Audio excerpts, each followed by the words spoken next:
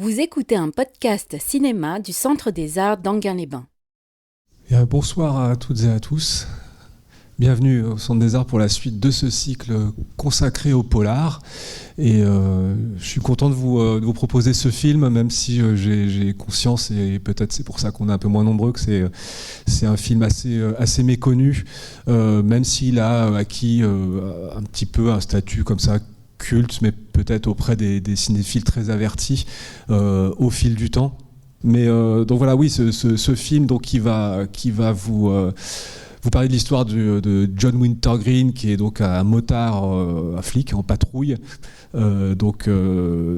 près de Monument Valley, et qui cherche à monter dans la hiérarchie et qui va trouver à l'occasion d'une enquête sur un crime, voilà, l'occasion effectivement de monter un peu en galon. Et donc c'est un film. Alors encore une fois, on est dans la période du Nouvel Hollywood, donc qui est tout à fait dans le ton de cette époque. Enfin, on en reparlera. Juste dire, alors le réalisateur est pas très connu. Il s'appelle James William Guercio, vous voyez sur l'affiche. C'est quelqu'un alors qui a fait qu'un film, celui-ci, qui était, alors il raconte à l'origine quand il était petit, il allait énormément au cinéma parce que son père était projectionniste, et donc il passait son temps surtout à voir des westerns. Et il a été beaucoup marqué par les westerns de John Ford, notamment La prisonnière du désert. Et donc ça, il en sera question, je pense, pendant le film et après, quand on en discutera, je crois. Alors, James William Guercio, qu'est-ce qu'il faisait dans la vie ? Principalement, il était producteur de musique, et c'est lui qui était producteur du groupe Chicago. C'est la ville d'où il venait d'ailleurs. Un groupe qui a eu quand même pas mal de succès, surtout à l'époque. Voilà, je ne sais pas si vous connaissez. Il a également produit 2 albums des Beach Boys, semble-t-il. Donc voilà, il fait partie quand même de ces gens qui ont eu à cette période, voilà, à qui on a donné l'opportunité de réaliser un film pour pas très cher. Souvenez-vous de cet exploit finalement de Dennis Hopper quand il réalise Easy Rider pour presque rien, et qui obtient un succès surprise. Et ça fait partie de ces films qui ont lancé le Nouvel Hollywood, et des studios qui ont vu en fait finalement une opportunité de mettre pas beaucoup d'argent, de prendre peu de risques, et éventuellement voilà, de rapporter beaucoup, et de renouveler un peu, voilà, de faire revenir les spectateurs en salle, puisque voilà, vous savez évidemment que Hollywood était quand même en crise à la fin des années 60. Et donc, tout ça pour dire que c'est une période pendant laquelle on a donné leur chance, entre guillemets, à des gens qui n'étaient pas forcément des réalisateurs chevronnés. Et donc, en l'occurrence, James William Guercio, en fait, c'était pas du tout un cinéaste à la base. Le scénariste, c'est Robert Boris. Alors, c'est quelqu'un qui a eu, qui a été donc un motard, comme vous le verrez dans l'histoire, mais pas flic. Lui, il était plutôt le versant motard hippie, plutôt à la Easy Rider, sur les routes américaines. Il a travaillé dans la publicité, et puis il a voulu faire des reportages. Il est tombé sur l'histoire, justement, donc d'un flic qui est confronté à des hippies. Donc c'est juste pour vous dire que ça part de faits réels. Je ne vous détaille pas ces faits, justement, pour pas déflorer l'histoire que vous allez voir, mais le script donc a atterri chez United Artists, et alors on ne sait pas exactement chronologiquement comment ça s'est passé, mais en tout cas le script est proposé à James William Guercio. On lui propose de le réaliser, et il accepte. À l'origine, le film était intitulé Pig, c'est-à-dire, on pourrait traduire ça par poulet en français. Enfin, en tout cas, c'est évidemment une expression pour désigner les flics qui est très péjorative aux États-Unis, donc ils l'ont retitré. Le scénariste, lui, voulait avoir Dustin Hoffman dans le rôle principal. Évidemment parce qu'il était quand même déjà assez connu, et puis aussi par sa taille, il est relativement petit, je crois, Dustin Hoffman.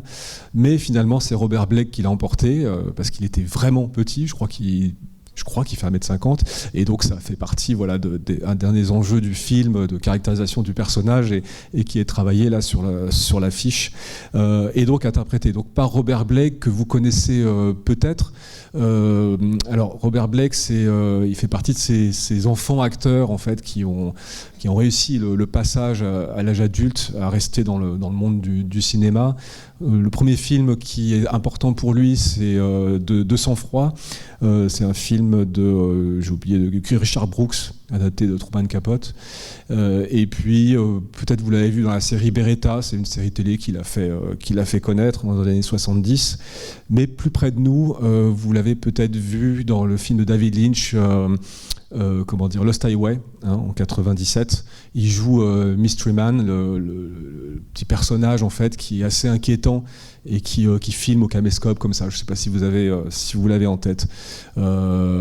Tarantino, quand il a écrit la version romancée de son dernier film Once Upon a Time in Hollywood, a dédicacé son roman à Robert Blake.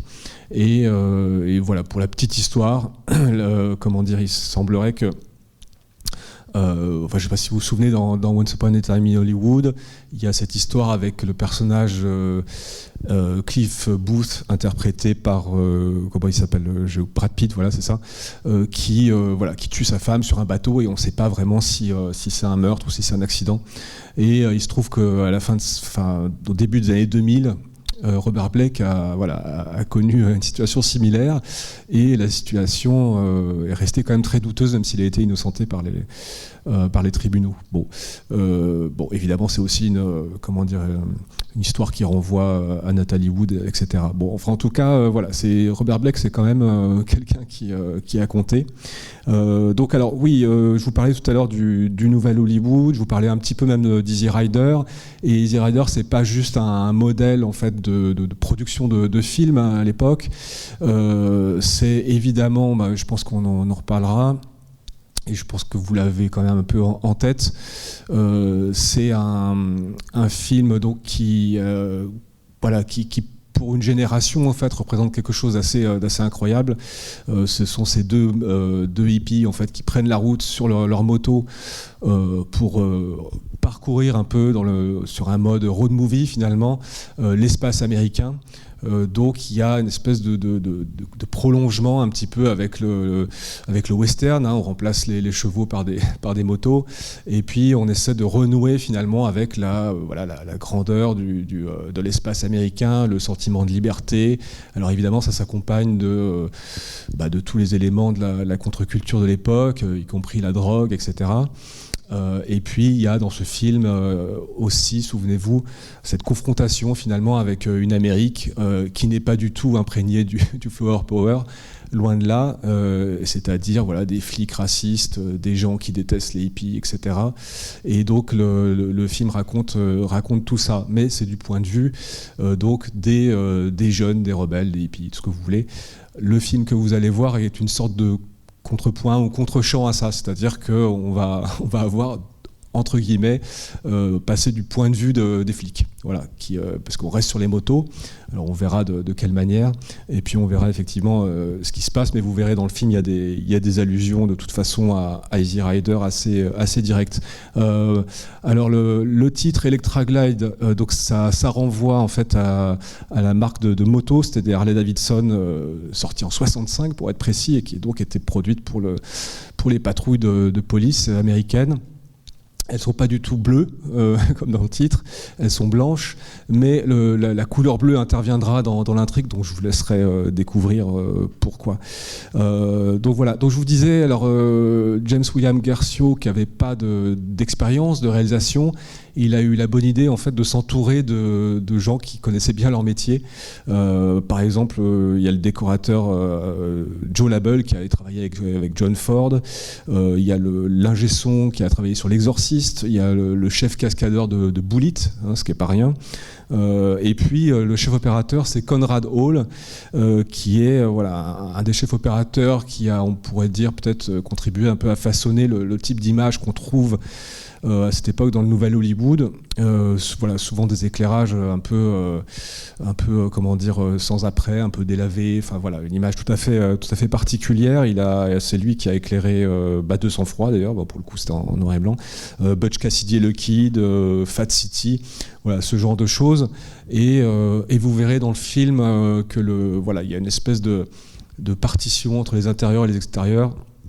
On en reparlera, ça a été l'objet de négociations entre le réalisateur et lui, mais c'est intéressant de savoir aussi que James M. Garcio en fait, a sacrifié tout son salaire pour pouvoir embaucher Conrad Hall, parce que sinon il pouvait pas il n'avait pas le budget pour le payer. C'est un film qui a été tourné très très vite. Moi j'ai trouvé que dans mes recherches qu'il a été tourné en 2 semaines, ce qui me paraît vraiment très très court, mais ça ne doit pas être beaucoup plus si c'est pas exactement ça la réalité.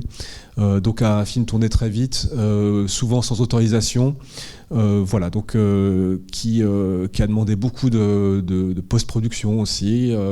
La musique a été composée en grande partie par James William Garcio.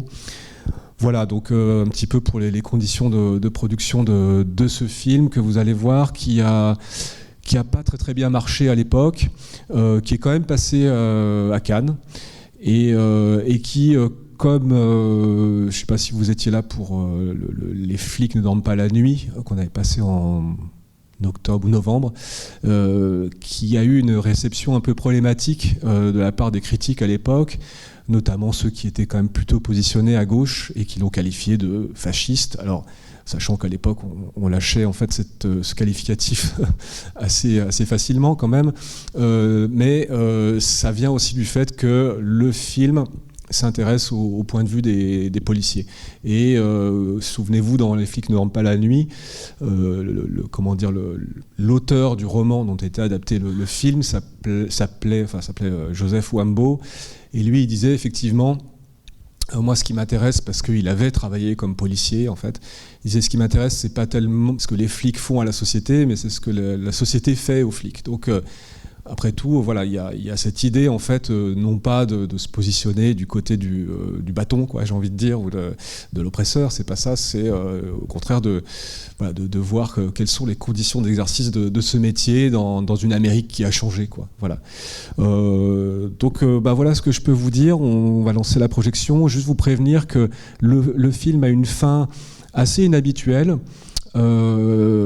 Un peu longue, musicale, et donc je vais exceptionnellement laisser la salle dans le noir jusqu'au bout du générique. Le générique fait juste 2 minutes, mais c'est pour vous prévenir que c'est normal, que vous allez rester dans le noir jusqu'à la fin du générique. Voilà.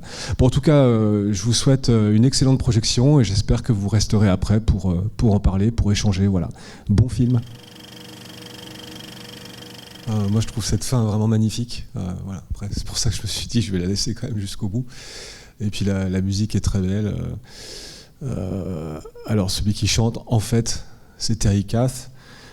La musique je crois que c'est composé par l'organisateur, mais donc le chanteur en fait c'est le tueur à la fin, c'est celui qui a le fusil. Voilà, alors oui, parce que je vous disais c'est un film qui a été tourné avec difficulté, souvent sans autorisation, en très peu de temps. Il y a beaucoup de scènes qui ont été tournées avec peu de prises. Il y a beaucoup je ne sais pas si vous l'avez remarqué, mais de scènes qui sont tournées un peu dans la continuité, un peu en plan séquence, aussi entre autres pour gagner du temps. Et puis aussi pas mal de rôles qui n'étaient pas attribués à des vrais acteurs, et donc on faisait appel à des potes, etc. Et donc il y a pas mal de choses comme ça qui sont résolues de manière un peu bricolée. Mais je trouve que le résultat est vraiment très très chouette. Alors, après, le film a peut-être, je ne sais pas ce que vous en pensez, vous me direz, peut-être un côté un peu, parfois, il peut apparaître un peu bancal, peut-être éventuellement sur le personnage principal, John Wintergreen. Il se trouve que donc le manque de temps, en fait, a conduit le réalisateur à carrément déchirer une partie du scénario. Il y avait une partie du scénario qui racontait comment Wintergreen, en fait, entamait une liaison avec une jeune hippie, et qui était censé illustrer un peu son changement de point de vue justement sur cette communauté qui a priori au départ qui portait pas trop dans son cœur, et puis à travers cette relation il développait une compréhension, etc. Mais donc par manque de temps Garcio a enlevé je sais plus combien, 30 pages du scénario, et puis bon ça tient quand même la route, mais c'est intéressant de le savoir. Alors je vous disais au début effectivement qu'il serait question sans doute de Easy Rider, non seulement comme modèle un petit peu de production dans le cadre du Nouvel Hollywood, mais aussi vous avez vu évidemment qu'à un moment donné il s'entraîne au tir sur une affiche d'Easy Rider et de photos de Peter Fonda et Dennis Hopper sur leur destrier, mais non sur leur Harley Davidson. Donc oui, de toute façon, dès le début, hein, quand il y a la revue de la patrouille, là, avec parce que c'est un lieutenant en fait qui les insulte comme si voilà, ils étaient insultés par des manifestants, des contestataires, etc. On a cette ambiance effectivement des flics qui effectivement n'aiment pas du tout les jeunes de cette génération, hippie, flower power, etc. Et puis il y a évidemment en fait une deuxième connexion beaucoup plus forte avec Easy Rider, c'est le final, si vous avez un peu Easy Rider en tête. Hein, donc je crois que je vous l'ai dit un petit peu en introduction, hein, Easy Rider pour le remettre un peu en mémoire. Donc c'est deux hippies qui partent donc faire non pas une chevauchée mais une traversée une retraversée de l'Amérique dans l'autre sens de la conquête de l'Ouest, un peu, hein, c'est le mode du road movie, de redécouvrir les grands espaces, soif de liberté, etc. Mais aussi la drogue et aussi la rencontre avec l'Amérique profonde, tous ces gens qui finalement qui les détestent, hein, et puis qui votent Nixon, quoi, voilà. Mais à la fin d'Easy Rider, en fait, ils se font descendre tous les deux par des rednecks, des ploucs, quoi, si vous voulez, de l'Amérique profonde, qui sont planqués dans un van, et à la fin ils sortent un fusil, à peu près, je sais pas ce que c'est, un fusil de chasse ou fusil à pompe, enfin, qui sortent comme ça d'un van. Et il leur tire dessus, quoi. Donc la fin était vraiment une reprise inversée de ça, puisque là on a les hippies qui tirent sur des flics, quoi. Donc le film travaille ça, et c'est pour ça que je disais que on peut le voir comme une sorte de contre-champ ou de contrepoint à Easy Rider, aussi parce que quand Easy Rider sort, on est encore juste après le Summer of Love, enfin voilà, on est encore dans une ambiance euphorique de ces mouvements de la contre-culture. Il y a quand même, on est encore dans un espoir de changement de la société, un idéal. Et en 73, on sent que le vent a tourné. Pour plein de choses que vous connaissez sans doute, mais voilà, la défiance envers le politique avec Watergate, il y a la guerre du Vietnam qui s'éternise. Il y a toutes ces choses-là, et du côté du monde des hippies, on va dire, il y a quand même un côté des développements cauchemardesques, et celui qui est le plus connu, c'est l'affaire Manson, évidemment, avec ces membres de la famille Manson, ce gourou de secte comme ça, qui sont allés assassiner Sharon Tate, donc énorme scandale évidemment, et aussi ça a produit, en fait, voilà, ça a terni en fait l'image de ces mouvements hippies qui semble-t-il pouvaient produire aussi ça, en fait, aussi cette horreur, ce cauchemar, quoi. Donc il y a un peu un côté, alors je le répète, mais ça a déjà été beaucoup dit ailleurs et par des gens très calés. Non, il y a ce côté un peu, voilà, des illusions, gueule de bois, en fait, du Nouvel Hollywood à partir de 71-72, quoi. Et là, il semblerait qu'on est quand même en plein dedans avec ce film. Alors, a priori, c'est vrai qu'on pourrait soupçonner le film d'être un contre-champ, mais plutôt réac. Moi, il me semble pas. Enfin, voilà, c'est un film qui est plutôt, je trouve, assez, j'ai envie de dire équilibré, plutôt complexe là-dessus. Et évidemment, ça passe par la figure de ce flic, John Wintergreen, qui est assez passionnant, je trouve, très attachant, mais qu'on nous présente dès le début comme quelqu'un finalement de trop idéaliste, hein. C'est-à-dire que, alors, exemplairement, quand on le voit, vous vous souvenez, une des premières petites séquences qui forment un peu des anecdotes comme ça de la vie de flics, des arrestations. Il arrête un chauffeur un routier, un chauffeur de camion, et il colle une amende. Et le type lui dit: oui, je reviens du Vietnam, c'est compliqué, j'y arrive pas et tout. Et l'autre il dit: oui, mais moi aussi, mais et voilà, je vais vous rendre un service, je ne vais rien faire pour vous. Voilà. Donc en gros, voilà, la société américaine est tellement bien faite que vous aurez l'opportunité, il faudra la saisir, etc. Et tout se passera bien. Donc il y a ce côté à la fois, on peut le trouver un peu, comment dire, un peu dégueulasse, quoi, parce qu'il aurait quand même pu faire un geste. Et en même temps, pour lui, en fait, non, la loi est tellement bien faite et le pays est censé, voilà, être tellement, comment dire, voilà, la terre des opportunités, de la justice, etc. Enfin bref, le rêve américain. Que non, il n'y a pas à déroger à la loi, quoi. Donc ça caractérise quand même assez bien le personnage, ce moment, il me semble, quoi. Donc oui, donc c'est quelqu'un qui littéralement en fait est un peu aveugle en fait aux problèmes de la société, et exemplairement cette histoire de vétéran du Vietnam qui n'arrive pas à garder ses boulots, etc. Et donc il veut pas tenir compte en fait des traumatismes que l'Amérique a vécu, de ses difficultés, et donc des gens en fait qui vivent dedans et de leurs problèmes. Lui, il est dans l'idéal en fait et l'application à la lettre effectivement de la loi. Et donc voilà une certaine cécité par rapport à la société moderne telle qu'elle existe. Alors. Ce qui se passe, qui est très intéressant dès le début, la manière dont on nous présente ce personnage, parce que ça, je vous cite une petite anecdote qui vient un peu plus tard, mais après les scènes d'introduction, là, le suicide maquillé et puis l'arrivée du van dans le désert, on a en fait la présentation du personnage chez lui. Vous vous souvenez, il est au lit avec Jolene, c'est ça. Et puis on a le drapeau américain, le portrait d'Indien, je crois. Voilà, on sent que voilà, il y a quand même les fétiches quoi qui sont là. Pour le côté indien, je crois qu'il était prévu à un moment donné que le personnage soit métis amérindien. Donc ça a dû être abandonné, mais ce qui expliquerait un peu aussi ce côté voilà. Les tableaux en fait avec les Indiens comme faisant vraiment partie voilà de l'histoire américaine, toujours cette vision assez idéalisée voilà sans problème quoi. Et puis surtout ce qui frappe au début, c'est le moment évidemment je crois où il met son uniforme de policier, où en fait on ne voit que des très gros plans il met le ceinturon, comment dire les boutons, enfin tout ce qu'on veut, le pistolet. Les lunettes, enfin voilà, tout est fractionné en fait en gros plan. Et c'est ça qui est assez passionnant parce que en fait ça le rend un peu inquiétant, je trouve, au début quand on voit ça.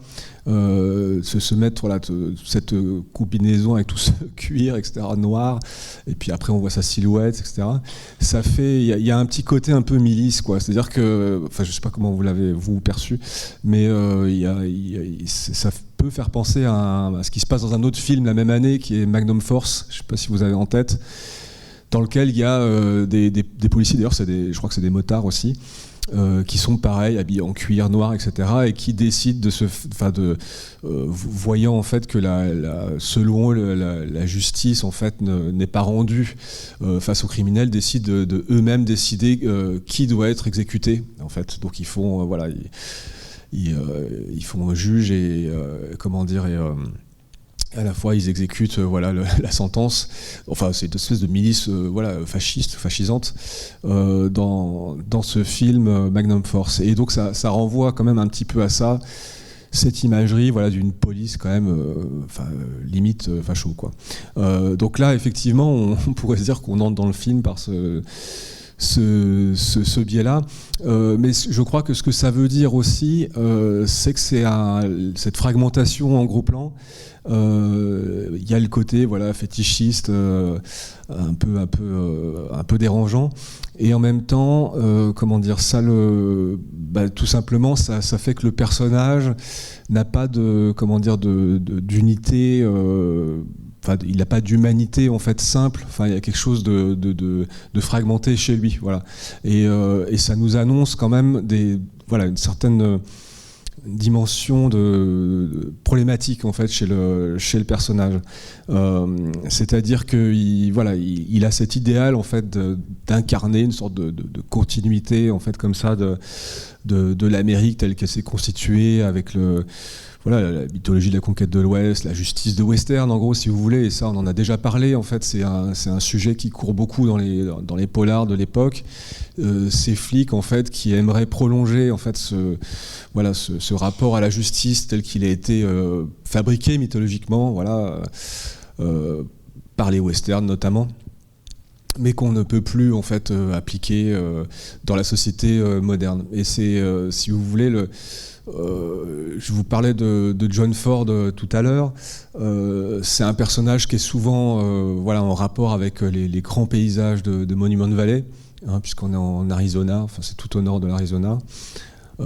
C'est des paysages que John Ford a beaucoup filmés, notamment dans la trilogie de la cavalerie que vous connaissez peut-être, Fort Apache, La charge héroïque, et le troisième m'échappe, enfin ça me reviendra, mais dans lesquels voilà, il a comment dire, magnifié en fait ce paysage qui est voilà, époustouflant et qui a un côté un peu intemporel comme ça, et dans lequel il a inscrit des héros fordiens qui sont voilà, à cheval, qui sont souvent, enfin presque toujours donc des membres de la cavalerie, quoi. C'est la trilogie de la cavalerie, et qui s'inscrivent parfaitement voilà, dans ce paysage, qui voilà, qui sont en harmonie avec, et qui fabriquent des récits comme ça assez intemporels, qui fabriquent une mythologie de l'Amérique, quoi. Et jamais, en fait, chez Ford, on aura des héros comme ça qui sont présentés de manière fragmentaire. En fait, c'est toujours, voilà, enfin, si vous revoyez les films, en fait, ils sont souvent filmés en contre-plongée. Enfin, on dirait des statues des fois. Enfin, c'est un truc, c'est magnifique. Et lui, en fait, voilà, le problème de Wintergreen, c'est qu'on a l'impression qu'il essaie de s'inscrire dans cette continuité-là. Sauf que vous voyez, voilà, ce que je voulais dire, c'est que dès le départ, en fait, on voit que c'est pas tellement possible. Puisque la manière dont il est amené par la mise en scène, en fait, c'est une fragmentation complète. Donc voilà, je crois que c'était quand même ça, c'est voilà, c'est typiquement un truc de mise en scène et pas tellement d'écriture de scénario, quoi. En tout cas, je crois que oui, je pense que c'est ce qu'on peut dire, oui, par rapport au personnage, par rapport à John Ford, mais j'y reviendrai. Et vous avez bien vu que lui, effectivement, il est sur sa moto. Alors encore une fois, il y a un peu l'équivalent ou le prolongement, comment dire, version technologique en fait du cheval avec la moto et la traversée des espaces. Sauf que les espaces ont changé, quoi. Alors le film, finalement, dans sa globalité, il nous parle de comment l'espace américain a changé. Ça, j'y reviendrai, mais il nous parle aussi évidemment de comment la société elle-même a changé.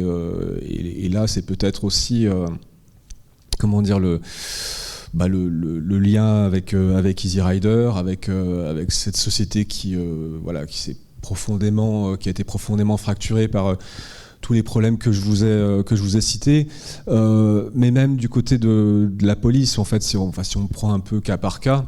On voit bien que là, vous avez une police qui est quand même assez dysfonctionnelle. Enfin, il y a pas mal de choses qui ne vont pas du tout. Il y a la corruption, il y a les passe-droits. Je pensais au flic là, qui vient de Las Vegas ou Los Angeles avec sa copine en décapotable et qui, voilà, en tant que flic, en fait, demande un passe-droit. Vous avez le collègue Zipper qui carrément a finalement volé de l'argent pour s'acheter la fameuse Electra Gliding Blue là qu'on voit à la fin, la moto bleue. On peut. Ce qui est intéressant, c'est sur le personnage du détective Harvey, qui est censé être un modèle, une inspiration pour John Wintergreen, et qui en fait se révèle juste un costume et dans lequel il y a un type qui est quand même assez idiot au fond, très prétentieux, grossier, sadique aussi. Vous voyez la séquence avec le ranch, là, la communauté hippie. Il est quand même, il pense qu'il peut tout régler par la violence. Et puis également aussi en fait son impuissance en fait avec Jolene, quoi. Donc ce modèle finalement de de héros, hein, policiers, détectives, c'est un peu du bidon, quoi. Donc quand on fait un peu le bilan du côté de la police, en fait ça illustre assez bien, voilà, aussi cette fracturation et aussi forcément cette défiance en fait entre la police et les citoyens, et évidemment les hippies. Alors on voit du coup plusieurs versions, que ce soit au début avec le van, là, le bus Volkswagen, qu'on retrouve à la fin dans une configuration différente, puisque le type finalement transporte vraiment de la drogue à la fin. Donc voilà. Mais puisqu'on parle des hippies, justement, ça c'est pareil en fait, c'est pas un film qui va nous dire il y a les bons d'un côté et les méchants de l'autre, quoi. Il y a les méchants flics, les gentils hippies, ou l'inverse. On voit bien que dans les deux en fait c'est compliqué, et du côté des hippies, justement voilà, on a au début ce type qui est dans son bus Volkswagen et qui se fait arrêter, et comment dire, les zippers qui glissent de la drogue, qui la cachent pour l'arrêter, quoi. Mais en fait le type n'a rien fait. Mais par contre, ce qui est intéressant de noter, c'est que tout ce qui, enfin, je veux dire, son activité finalement, c'est de vendre du merchandising, en fait, des goodies. Et ça, c'est déjà quand même un signe que le mouvement hippie est en train de se dégrader en marchandisation, quoi. C'est à mon avis quand même déjà un signe pas très encourageant. Et effectivement, à la fin, on le retrouve, et là, il transporte vraiment de la drogue. Alors, sinon, je vous parlais un tout petit peu de la scène dans le ranch, l'espèce de communauté hippie là, qui vit dans cette ferme complètement délabrée, sale, un peu fantomatique. Ça, c'est intéressant parce que, encore une fois, c'est pas du tout le rêve communautaire qu'on pouvait voir dans les années 60. Ils ont tous l'air un peu zombies dedans. Et puis, je sais pas si vous avez en tête le film de Tarantino, le dernier, là, Once Upon a Time in Hollywood, il semblerait qu'il a un peu repris cette séquence, cette manière de représenter cette communauté quand il va montrer le ranch de la famille Manson, justement, dans Once Upon a Time in Hollywood. Enfin, en tout cas, on est quand même dans des versions quand même très inquiétantes ou dégradées en fait de ce type de communauté. Et même, j'ai envie de dire, le concert qui pourrait être un moment un peu d'exaltation comme ça. Donc la musique, on peut trouver ça très sympa. Je trouve que ça ressemble un peu à du Santana. Enfin, je sais pas.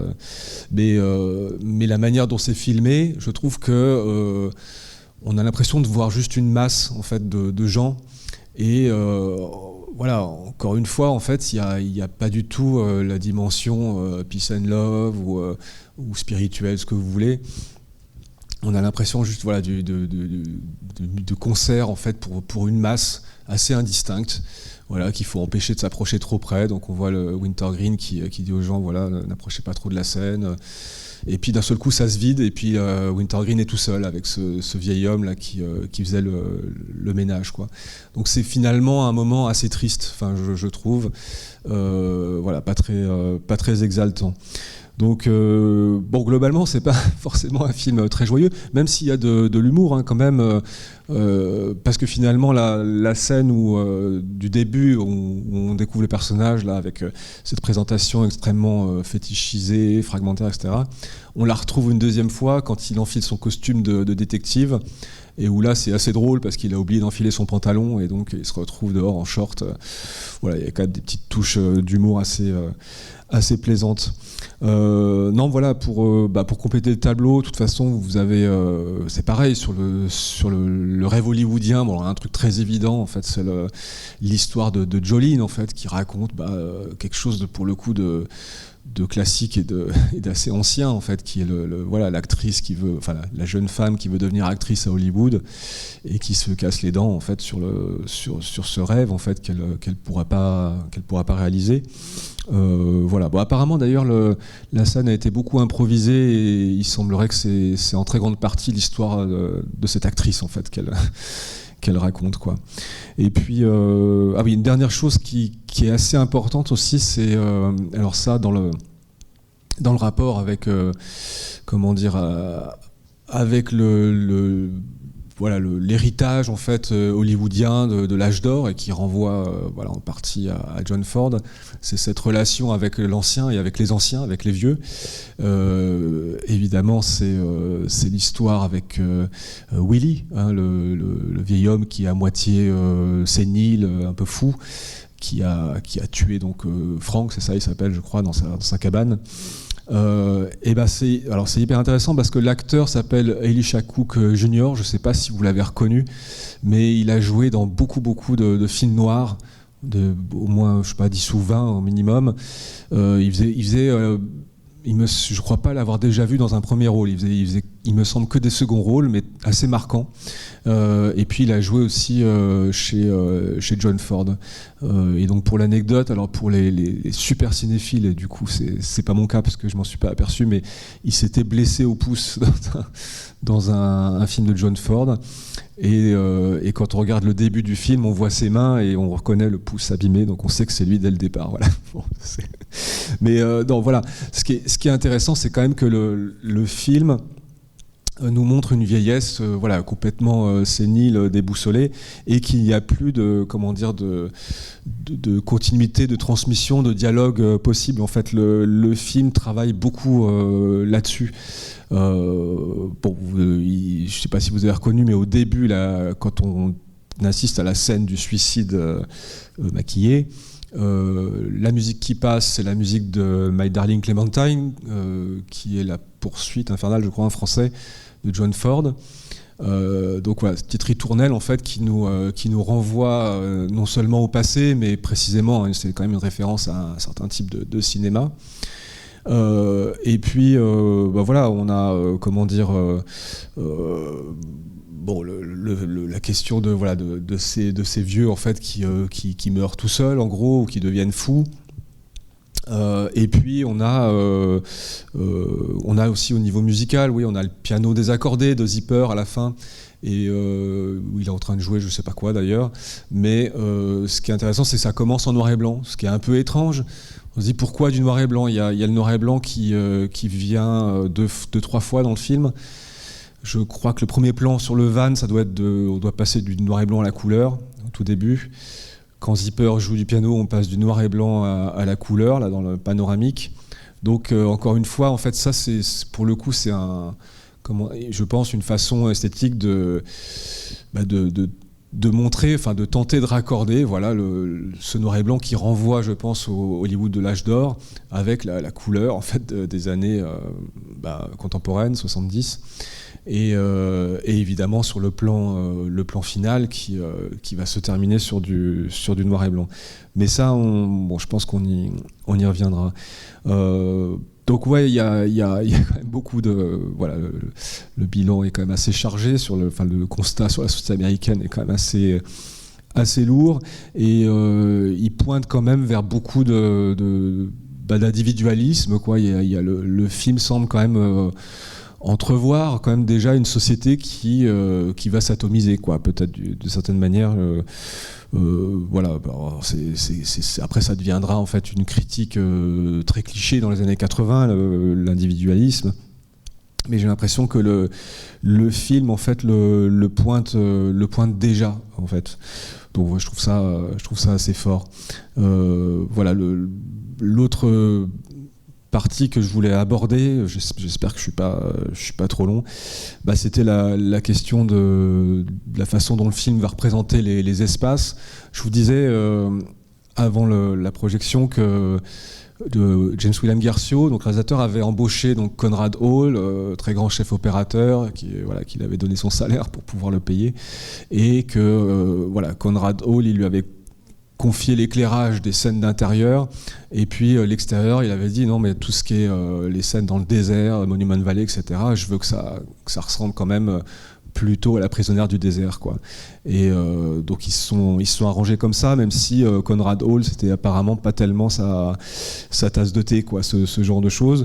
Mais ce qu'on peut constater déjà, c'est que Prisonnière du désert, donc je pense que j'imagine que vous l'avez vu, enfin en tout cas des plans très très célèbres, c'est les plans de début et de fin, hein, où la caméra est à l'intérieur d'une maison, elle regarde l'extérieur, donc on a l'encadrement de la porte et le désert très lumineux.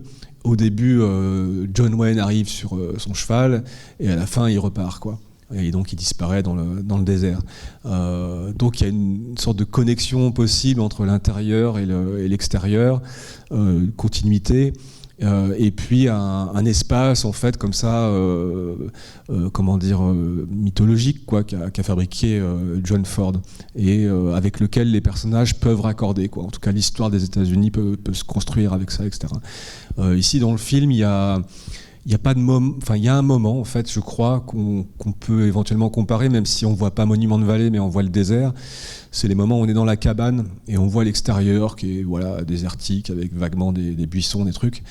Et ça serait un peu une version peut-être de ça, mais encore une fois quasiment en ruine, quoi, parce que cette cabane, elle est vraiment dans un état lamentable, évidemment. Ouais, les carreaux cassés, dégueulasses et tout, la moustiquaire, enfin tout ce qu'on veut. Donc il y a le seul moment où on essaierait de poser en fait comme ça une tentative de raccord entre intérieur, extérieur. Bah en fait ce qu'on a, c'est un intérieur délabré, un type assassiné, et puis l'extérieur, voilà, quelques buissons. Bon, donc c'est quand même c'est pas hyper joyeux, mais on a quand même des décors très très beaux dans le film. On a quand même ces flics à moto qui parcourent comme ça les routes. On voit très très bien ces grandes formations rocheuses, et je crois que c'est vers la fin, on a quelques moments où on a John Wintergreen qui se pose donc comme ça au bord de l'image, en fait, à côté de ces formations rocheuses. Et là, en fait, on a l'impression qu'il cherche un petit peu à se positionner par rapport à ça, comme un souvenir un petit peu peut-être des cavaliers de John Ford. Après, est-ce qu'il trouve, lui, sa place là-dedans? C'est quand même, c'est plus questionnable.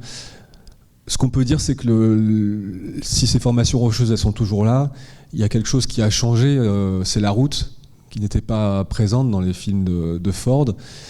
Et dès le début, en fait, quand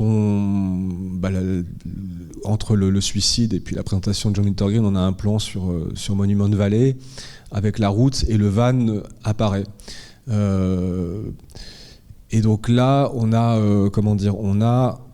un plan magnifique, mais on a quand même la route qui divise l'image en deux. Et on a quand même cette idée que c'est un espace qui a été cartographié. Et donc, encore une fois, il a été lui aussi fragmenté d'une certaine manière. Enfin, c'est en tout cas un espace qui ne peut plus exister tel qu'il avait été fabriqué dans la mythologie chez John Ford. Parce que, encore une fois, c'est quand même une fabrication, hein, tout ça. Mais ça a été défini en grande partie l'Amérique. En tout cas, oui... on a ces éléments-là, et puis on a effectivement le passage du noir et blanc à la couleur, comme je vous disais, qui, à mon avis, est sur ces images-là, est clairement en fait un commentaire sur la possibilité ou l'impossibilité finalement de raccorder cette imagerie passée et l'état actuel en fait de l'espace américain. Donc voilà, peut-être ce qui nous amène à parler du plan final, qui est quand même, moi je trouve absolument, la séquence finale qui est absolument magnifique. Vous venez de la voir, vous l'avez bien en tête.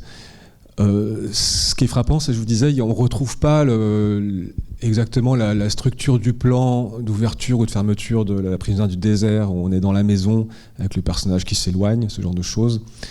Mais bizarrement, à la fin, ça y fait quand même un peu penser. C'est-à-dire que on n'est pas dans, alors on aurait pu être dans le van d'ailleurs, avec l'encadrement de la petite fenêtre, mais on n'y est pas, on recule sur la route. Mais par contre, ce qui se passe, c'est qu'on a l'espace américain de Monument Valley, et on a bien ce personnage qui disparaît dedans, en fait. C'est-à-dire que, visuellement, on a comme cette impression d'un personnage qui, en reculant, en fait, c'est comme s'il était avalé par cet espace-là.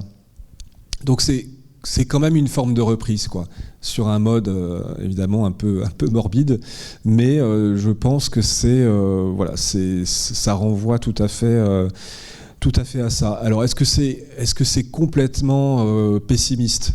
Je suis pas sûr, en fait, parce que là, tout ce que je raconte, ça peut sembler très pessimiste, et de toute façon, il est vrai que dans cette période, il n'y a pas beaucoup de films très optimistes ou très joyeux. Encore une fois, c'est le côté très désenchanté des films de cette période du Nouvel Hollywood.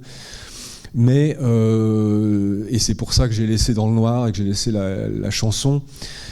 Moi, je ne sais pas si vous avez bien entendu les paroles, si vous les avez comprises, parce que voilà, la qualité de l'enregistrement et puis les paroles, c'est pas toujours facile à comprendre, mais elle est assez particulière. En fait, ce que chante Terry Cass, alors je veux pas tout vous traduire, mais en fait, il demande en fait si le soleil, si la pluie, si les champs vont revenir. Il dit je ne sais pas. Il dit comment refaire un monde meilleur. Ça, voilà, on est encore un peu dans j'ai envie de dire les discours contre-culturels, quoi. Combien faudra-t-il encore de guerres ? Donc là, évidemment, référence à la guerre du Vietnam. Prions pour que ça ne soit pas trop tard. Et à la fin, vous avez des chœurs féminins qui se mettent à chanter « Dieu bénisse l'Amérique ». Ça, c'est quand même bizarre. Je trouve que... Non, mais je veux dire qu'après tout ça, on a quand même des chœurs qui chantent God bless America today, donc Dieu bénisse l'Amérique aujourd'hui.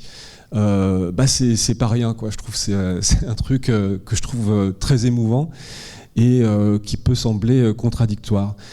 Et en même temps, je me dis, cette chanson, elle a quelque chose de presque incantatoire, quoi. C'est-à-dire que, ok, le pays est fracturé, en mauvais état, etc.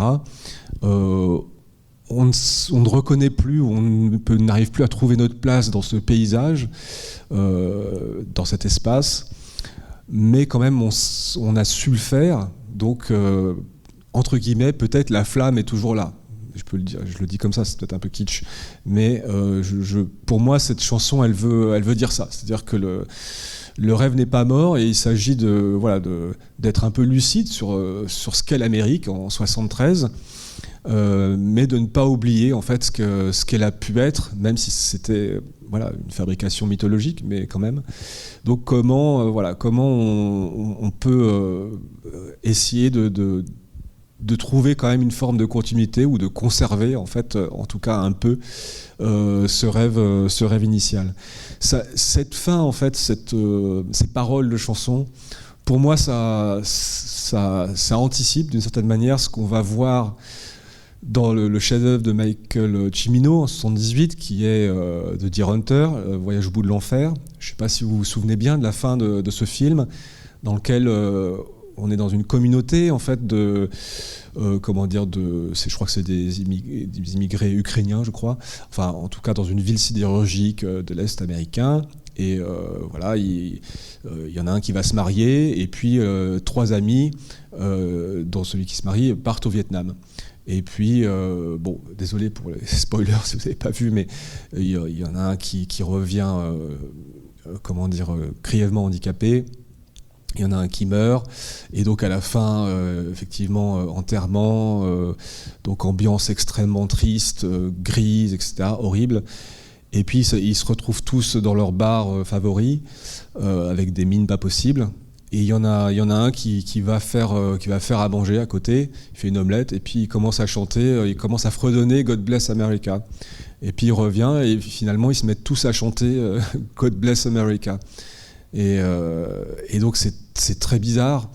Et à l'époque, ça avait beaucoup choqué. Enfin, il y en a beaucoup qui ont dit, mais qu'est-ce que c'est que ce discours patriotique, réac ou tout ce que vous voulez. En fait, moi je pense que c'est un peu la même chose ici, quoi. C'est-à-dire qu'il y a un constat très lucide finalement sur tout ce qui a traumatisé le pays, sur son état, tout ce que vous voulez.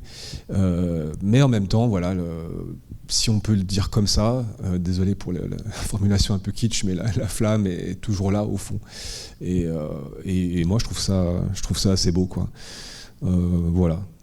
Je peux vous dire sur ce film. Oui. Merci.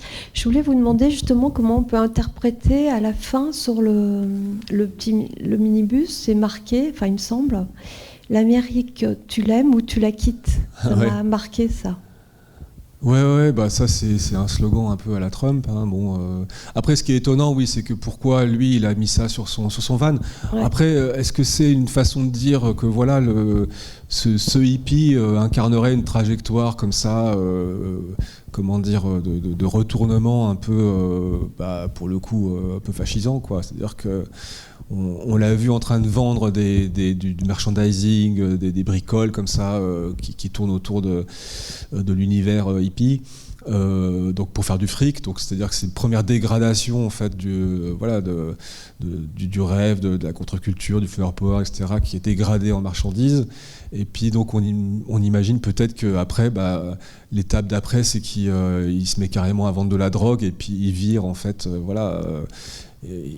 comment dire, de l'autre côté du spectre idéologique, quoi. C'est-à-dire qu'il devient plus ou moins d'extrême droite, voilà. Il y a un côté un peu cauchemardesque en fait. C'est un slogan qu'on a entendu récemment. C'est marrant parce qu'il. Oui, c'est un slogan d'extrême droite. Voilà. De toute façon, mais effectivement, il me semble que peut-être pas Trump, mais son entourage l'a repris récemment, il me semble. Mais d'ailleurs, sur le van, vous avez vu en fait que il est peint de tous les côtés, et en fait c'est les paysages des Monument Valley qui sont peints sur le van, donc ce qui est assez amusant aussi, ce que devient en fait ce paysage, c'est aussi finalement un espèce de vague élément de pop culture comme ça, mal peint en plus, qui est pas très beau. Enfin voilà. Ouais. Oui, à propos du caractère dysfonctionnel de la police, on peut rajouter aussi le personnage du médecin légiste.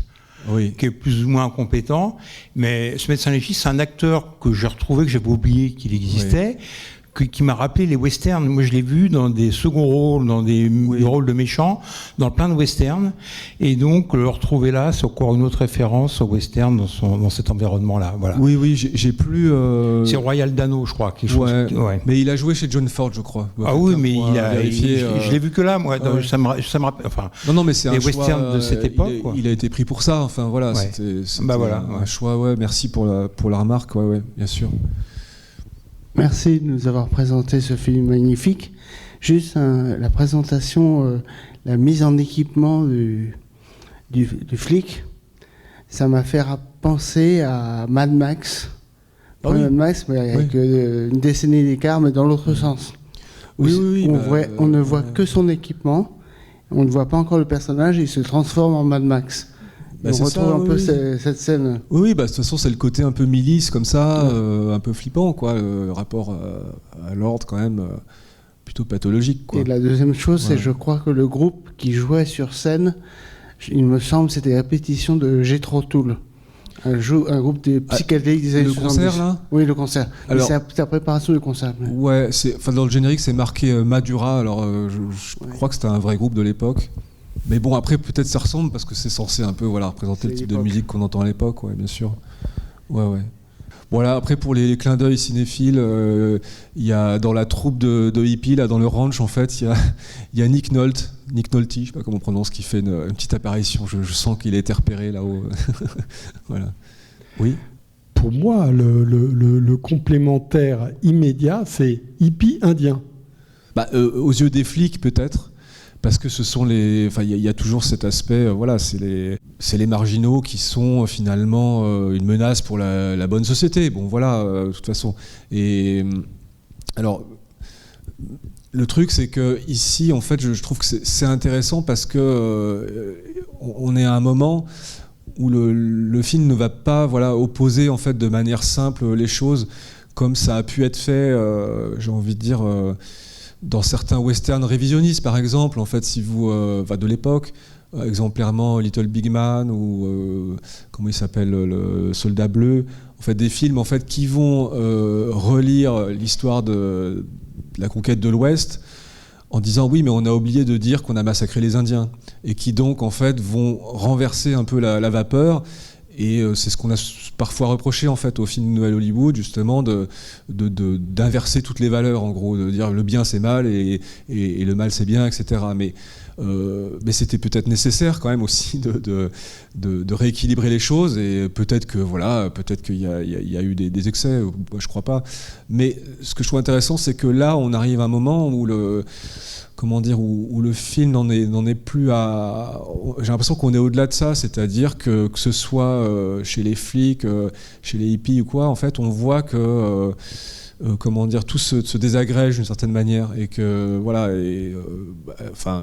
la police en fait il y a quelque chose d'assez effrayant, parce qu'en fait il y a plus aucune probité, et le personnage lui-même en fait de Robert Blake, de John Wintergreen, on voit bien que lui-même en fait incarne une forme de marginalité au sein de la police, d'abord par sa taille, parce qu'en fait ça c'est un truc visuel, comme un gag visuel presque au début, là, quand la caméra en fait filme les motards alignés, et puis d'un seul coup on voit son casque au bas de l'image, en fait. Donc il est juste pas dans la normalité entre guillemets.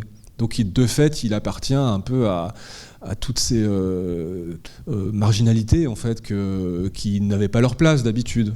Donc lui il cherche à se la faire cette place, mais en ayant en tête finalement un idéal un peu frelaté, quoi. Donc il va être confronté à ça. Bon. Ou alors on peut le dire d'une autre manière, à savoir que quand on croit faire partie de la normalité, peut-être qu'on a en fait des différences qui sont irréductibles, et c'est pas un problème en soi, mais disons que ça peut en poser justement dans un corps policier comme ça qui n'est visiblement pas fait pour accueillir les différences, qu'elles soient physiques ou de manière de penser. Enfin voilà. Ouais. Ouais. Encore une fois, Jean-Paul, merci. C'est une jolie découverte. Alors, pour rejoindre ce que disait monsieur, c'est vrai qu'à pas mal de moments, surtout au milieu, mais je comprends mieux ce côté découpage dans le scénario, parce qu'il y a vraiment eu des moments de flottement ou un côté bancal. Mais ça, mis à part, j'avoue, pour une première réal ou une seule réal, j'adore la forme, j'adore le style, enfin c'est franchement pas mal, et revoir en même temps la bouille de Barretta, c'est bien sympa.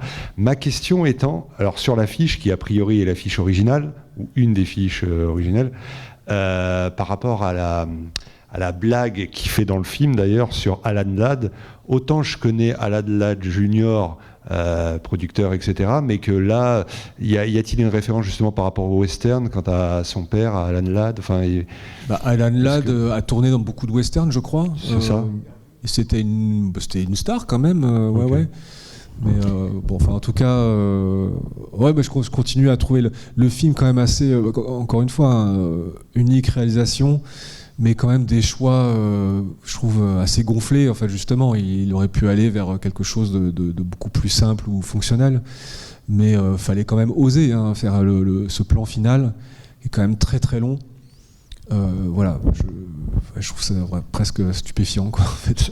Sauf le sang à la fin, quoi. Bon, ok, il y a les moyens, ça c'est la seule petite chose.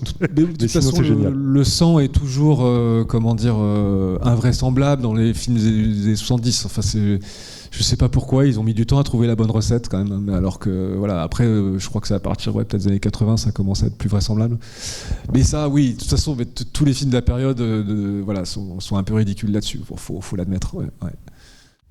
Bon peut-être on s'arrête là. En tout cas, merci beaucoup d'être resté, et le mois prochain, si je dis pas de bêtises, c'est Un après-midi de chien de Sidney Lumet, donc ça devrait être pas mal. Voilà.